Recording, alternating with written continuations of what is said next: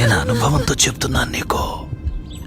ఆ మురిక్కాలువతో కంపేర్ చేస్తే నేను చిన్న సెలయేరుని, పారే పిల్లకాలువని. నీకింతకంటే వేరే మార్గం లేదు.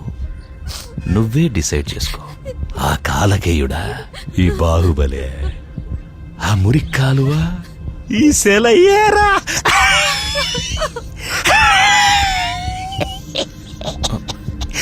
పవిత్ర, పవిత్ర, ఇలా చూడమ్మా, ఇది హత్య కేసే కదా.